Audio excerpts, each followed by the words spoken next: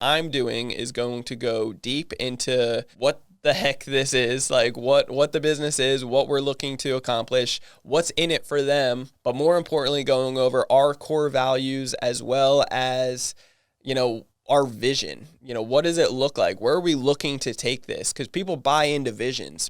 Hello, you're listening to Ready, Set, Go Real Estate Investing Podcast, presented by Brandon Elliott. This show will be going over all aspects of real estate investing and is intended to educate, motivate, and prepare you to take action on your first or next real estate investment. For more information, please visit BrandonElliottInvestments.com. Thank you for listening and enjoy. What's going on, guys, and welcome back. Ready, Set, Go Real Estate Investing Podcast. I'm your host, Mr. Brandon Elliott, and today we're going to be covering just solo here with me. I'm not interviewing anybody. I'm going to be speaking to you live directly to really be able to deep dive into what so many business owners and entrepreneurs are struggling with. And what I'm talking about is the hire on process. And just to clarify and give the fair disclaimer, I'm not an expert at this by any means. I don't have 100 employees. We are up to 22 employees currently, and we have a bunch of other, individuals that help us out, virtual assistants and so forth, that really help grow and scale our business as well for Credit Counsel Elite and real estate. But I feel confident and prepared to really deep dive into this situation because we have made every mistake under the sun. And if you're anything like me, trying to desperately grow and scale your business to be able to make a bigger impact in other people around you, as well as like you feel so convicted in your heart and your soul that you have something so valuable for the world and that they need your services and your expertise, then you feel morally obligated to get that stuff out there. And what I want to cover here is, that hire on process, because so many individuals, so many business owners getting started from beginning, bootstrapping to even, intermediate businesses within the first few years. We've been doing this for 8 years now, and finally just starting to feel more confident about the hire on process. We've made every mistake under the sun, and I'll expose those today for you guys. As always, I'm not going to leave anything untouched. But I want to be able to give you some tactical information, tactical step-by-step instructions on how you can be able to better position yourself so that you don't make all the same mistakes that I have in the past. So with that being said, I know this is the silliest thing in the world, but as you're getting started as a brand new entrepreneur, business owner, you start making some money, you are the ultimate hustler. You're the person that's bootstrapping it. You might not have enough funds or, systems in place yet to be able to even hire on that individual. Once you start making money and you start getting busy, we all are, you're going to start realizing like, my God, there's not enough time in the day to be able to, get everything done. And what you want to do is make that list of the pros, cons, as well as all the things that you're doing on a daily, weekly, monthly basis, and the things that aren't really beneficial for your time and energy. The best way to describe this is look at what you're actually making on a yearly basis, and then divide that by the 2,000 hours, and that will come up with what you're actually worth on a dollar amount per hour. And if you're trading your time doing just some basic work, things that could be outsourced to a virtual assistant or somebody else that is even better at it. That's why I like making this list to actually like discern what are the things I'm not good at, but I'm still doing?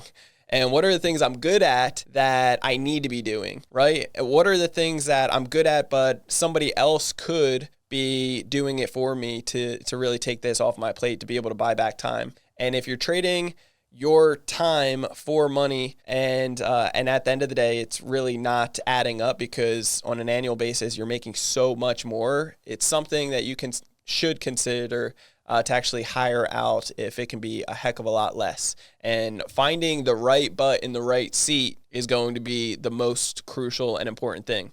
But really defining the role is going to be next. So you want to define the role of exactly what the job entails, the description of the job, and breaking down what does it really take from beginning to end. What's in it for the individual themselves, and what do you see in this person that it's not just to be able to buy back time. When I was first getting started, I would just hire any Tom, Dick, and Harry that said they wanted to work for us and assume they're going to do well. And I would just throw all my problems at them and basically say, like, figure it out. And that is not the best approach. Most people fail in that aspect. So don't make that mistake. Be very clear on what you anticipate from them, what you expect, and what you want them to do to go above and beyond. And the accountability chart of, like, what are the KPIs that they really need to take place? Like, what is their day-to-day actions going to entail for them to make sure that they are living up to your standards, going above and beyond, and also, doing their job professionally and on point. This is very crucial to have that outline so that you can clearly find that individual. Now, next, this is the silliest thing in the world, that it took me so long to find this, but it really just comes down to posting on Indeed. In the past, we would just post on social media or ask friends that are very high level to be able to send us some, high level people, right? That's only going to get you so far. That might get you 1-2 employees if you're lucky. But realistically, that's just a one-off shot. To really be able to screen this properly, you're playing a numbers game. I found this out from I slept on this for a long time using Indeed and other resources out there like it. But I went to one of my mastermind groups that I invest in every year, and they all just said, "Why haven't you posted on Indeed?" So right when I got back from that was one of the main things that I did right away. I went on ChatGPT to come up with a very sexy type of strong ad that I could put on Indeed. And we played around with it a few times. Once we got something we felt confident, bold, and strong to really grab somebody's attention, a high-level person, the avatar that we're looking for, then we went on Indeed. We found those individuals. We had a lot of applications come in. It's a filter game. We had over 250 people apply. The very next thing that we did is go through that whole list, and it's a lot. So you need to have the right person in place that can screen out these. It took several days for us to go through all of their applications. We're naturally deleting so many that don't qualify, that aren't aligned with what we're looking to do. And hours that we need them to work, location of where they're at, and all these other factors, right? Next, the 60 plus people that we actually decided, like, hey, this is going to be good. This is the second part of the filter here. We had them actually fill out an assessment test. It's like a personality test on steroids. And you can utilize, reach out to us if you need one. First off, there's plenty out there. But what I recommend is Team Architects. We learned this from our mentor, Kent Clothier, and Eddie has been incredible. Steve, the rest of the guys at Team Architects, it's just been game-changing for us because it can really get clear and define on, is this the right person in the right seat? And it gives you questions on the interview process on how to ask them and kind of find out certain things, but they score from 0 to 100. And so we're just going through all those 60 and we're finding the people that are scoring, 90 and above, that are like, it comes more natural to them in this job role, which is great. So afterwards, once we got all of those people, then, I think we had like 30 something people that scored, decent, or it was like 20 that scored, 90 and above, out of that 60. And at that point, then we're just holding the actual interviews, right? And this is what a lot of people make mistakes on. They're holding one interview and that's it. I recommend holding several interviews. And I also recommend, and I don't know if this is fully up to par just yet, but what we're doing currently as of now is holding the first one in a group interview, meaning, 6 to 10 max on an interview at a time. In a couple hours, I have an interview that I start the interview off first. I'm going to be the very first interview. And what I'm doing is going to go deep into what the heck this is, like what the business is, what we're looking to accomplish, what's in it for them, but more importantly, going over our core values as well as, our vision. What does it look like? Where are we looking to take this? Because people buy into visions. People that want to, they want to work for somebody that they're excited for, and somewhere that is growing and scaling that they can be a part of it and attach onto that success. So as a visionary, the CEO and the owner of the business, it's important for me to cast that vision strong, but clearly, and define it so that every single person that jumps in and is working with us understands it, identifies with it, and truly, aligns with it so that they can grab onto that vision as well and be a part of that success. Anybody that is not a diehard fan of the vision will perish in my eyes. And it's one of those things you gotta be, like, you're going to want to be on point with this and remind people about the vision, where you're going, core values, all these things, so that they become diehard fans of it and can recite it back to you on a regular basis.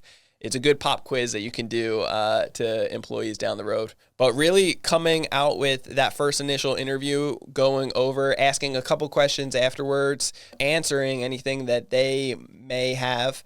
And then after that, I'm cherry picking who I believe could be a good fit. And I'm weaving out anybody that I just didn't feel aligned with and I thought could be a problem down the road. After that, we take it to a second interview where we invite them back, and I will bring on a different person. I will bring a different leader within our team. For example, our sales, we just hired on a bunch of sales reps for Credit Counsel Elite, and what that looked like was basically me on the first interview. The second one, we had our sales manager, and then the third one, we jumped on together, me and the sales manager, to really deep dive and filter this process out. And you can do the same thing. You can, if it's just you in the business right now, that's okay. You can do that, but don't ever go on just the first interview. I do recommend, or just the scores by themselves. You want to make sure that they truly align with the core values and that you kind of scare them off if they don't. Let them know it's better for them as well as you, BS themselves. If you don't align with these core values and you don't believe in certain things like this, then it's probably not a good fit, which is okay. But hire slow, fire fast is the method that we've all heard, and the theme that you should really live by when it comes down to being that business owner. Take your time on the hire on process. And the more times that I've rushed it in the past, I've made all the mistakes under the sun that I totally regret, but it was what I needed at the moment to be able to really correct myself and learn from these mistakes so that I can help out more people like you, ideally, but also for myself. So now that we're at the position of learning, hey, what we were doing in the past was not working out, and now we are ready to actually really be able to grow and scale this. So those are a couple things that has been really game changing in many ways. The next thing that I would say is, two things. It's going to be this book that has been the game changer, right? This book, I've talked about it several times in the past, but I should have brought it here today. Damn it, Tony, that would have been good. But next time, just look it up. We'll put a little post here somewhere, but it's Traction. The book Traction has been game changing for us, as well as the EOS meetings and process. We just hired on an EOS implementer that's a coach to be able to guide us in our business, to be able to grow and scale it properly and hold meetings properly and have the vision, have the accountability chart, like know who reports to who and all that fun stuff. We have a lot of it dialed in, but there's so much more. There's so many levels to business, so many levels to everything that we're doing. And you want to be able to shoot for excellence and really be able to over deliver. And investing in yourself is just one of those key, elements.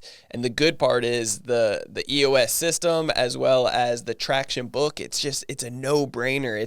It's so cheap. It's like you need to be focusing on that. And I don't push any needs or anything. What you're wanting to do, if you really want to see yourself succeed, is going to be focusing on those free books out there that you can get and soaking up that information. But like I said, I normally don't push like you need to do this, but today I'm going to tell you, you need to do this if you're a business owner. Read that book, Traction, and the EOS process. It will be game changing in so many ways and rocket fuel. And next, when you do decide to hire on these people, it's important to realize that they're all family now, but But what's really crucial is to have the game plan, like to have the onboarding process, have the leadership roles of who's managing who do they go to if they need help. If it's just you starting off your business, it's going to be you initially, but maybe you start finding a manager that can, lead them as you hire and grow, to the next levels. And so as you have the dialed in process, collecting how they're going to get paid, how often they're getting paid, all the little ins and outs of, the business in general that you don't naturally think about, plus guiding them up for success, making sure that they understand the tech side, their roles and responsibilities, the KPIs that they need to truly align with and upheld each and every day. All of this is going to be so important and so crucial, because you could hire on the best of the best, the person that it comes so natural to, and they align with your core values, they align with your vision, they're excited, they got the time, they got the skills and assets to be able to do exactly what you need. But if you bring them on and you aren't training them and preparing them and really guiding them properly, then it's going to be a mess and they're not going to last. So really diving in and having these things prepared before hiring on is everything. It will make your job so much more clear, easier to deliver, and comes off more professional. And people like, the guidance and the systems in place that will really set you up for more success. So focus on these things initially, and it will be game changing in so many ways. And what we've come to find over the years is that all the mistakes of hiring on too fast, hiring the wrong person, not putting them through a personality test, not even verifying that they have the skill set, not having the onboarding process properly set up, not having all these things in place. And we have a training period for all of our employees that work with us for the first 2 weeks, at least 2 to 3 weeks for many of the job roles. So, that's enough time for us to really test them and make sure that they're getting it, that they're putting in the time and energy. And in the past, we would just throw it at them right away and just say, best of luck, figure it out. And that's not going to have anybody last. They're not going to feel comfortable, confident, or any of that.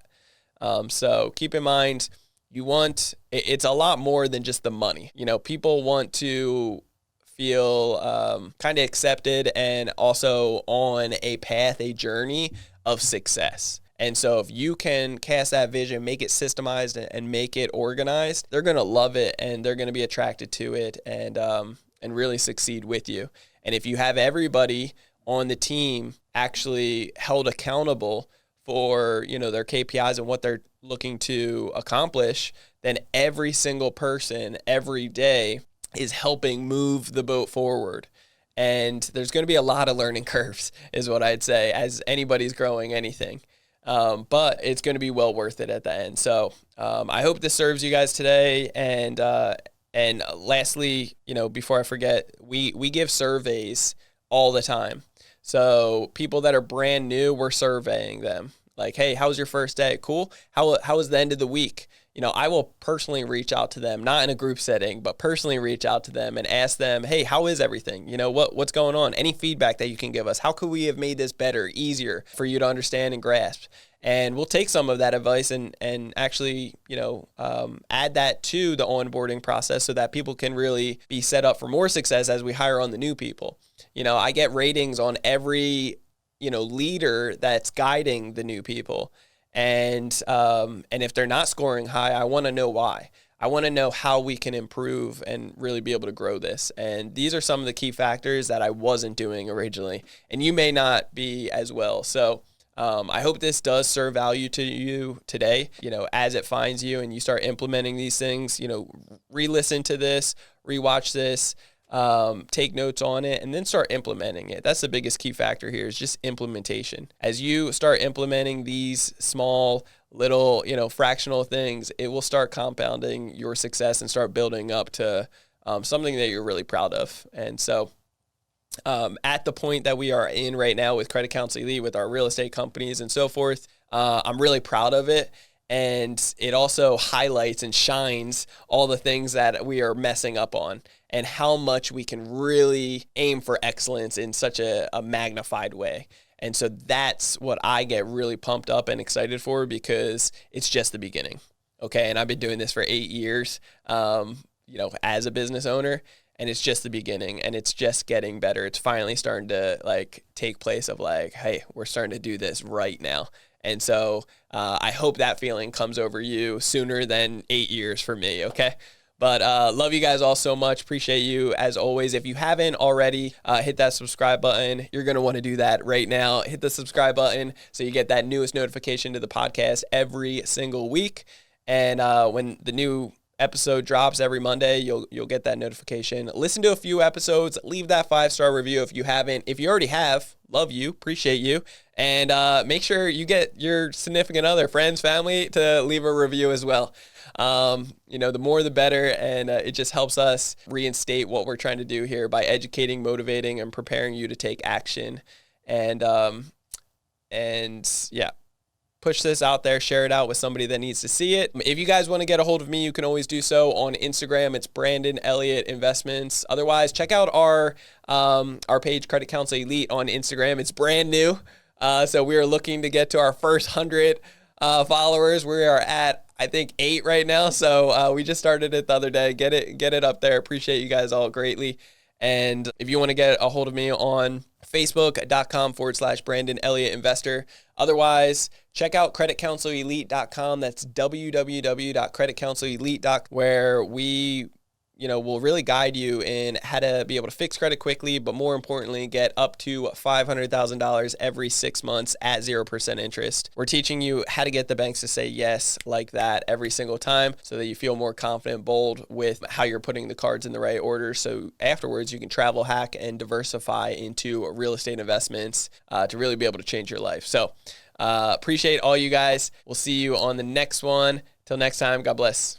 This has been another episode of Ready, Set, Go Real Estate Investing Podcast, brought to you by Brandon Elliott. For more information, please visit BrandonElliottInvestments.com. Also, please don't forget to like, share, and leave a comment below. Thanks again for joining. Until next time, God bless.